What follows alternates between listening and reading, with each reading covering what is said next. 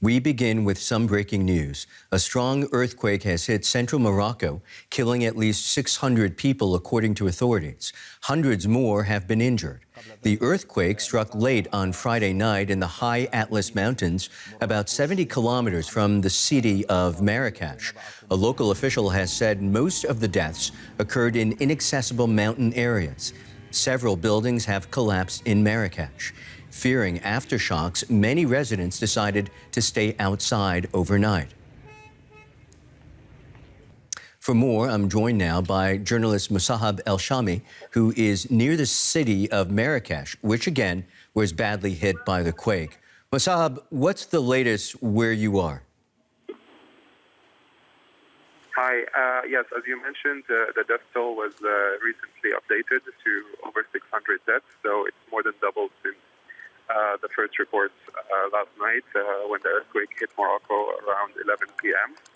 I am now en route to the epicenter near Marrakech, and we have yet to see the damage ourselves, but we were getting updates all night, starting from cities of Rabat and Casablanca, which were far away from the epicenter, but it was still strong enough to wake up the majority of the population. People spent the night outside their homes, worried about more tremors and earthquake. But in Marrakech and the region around, as you said, the damage was extensive. Some buildings collapsed, and parts of the old Medina, which is a World Heritage UNESCO site. Right. But the absolute damage is in the region around it, a rocky and mountainous area. You mentioned, I just want to ask you very quickly, you mentioned the fact that people, again, decided to spend the night outside. As far as you know, have there been any more aftershocks, and are people still worried as the hours pass?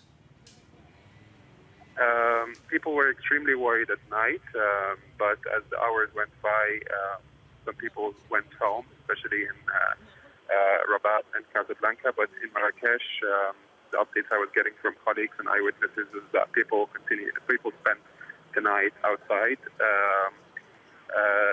The National Institute for Geophysics updated later saying that there were more tremors, but they were not as hard or as detectable. But yeah, the main hit was the one that occurred close to midnight and terrified the majority of the population. And there is a sense of real tragedy as the early hours of dawn unfold, and with more casualties expected, obviously.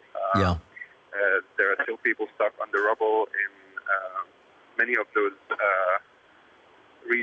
villages in the Atlas Mountain, and I expect that the number will go a little bit, much higher.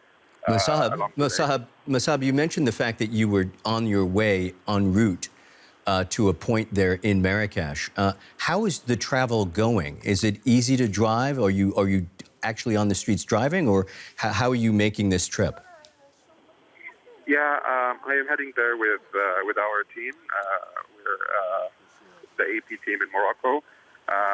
So we're still on the highway that connects Casablanca with Marrakech, and it seems very normal. There's slightly less traffic than usual at this time of the day.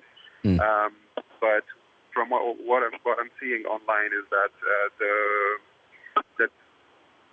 the dusty and small roads connecting those villages is where the real trouble is, and there's been a lot of traffic and some fears of destroyed roads and blocked roads, which obviously complicates the rescue efforts.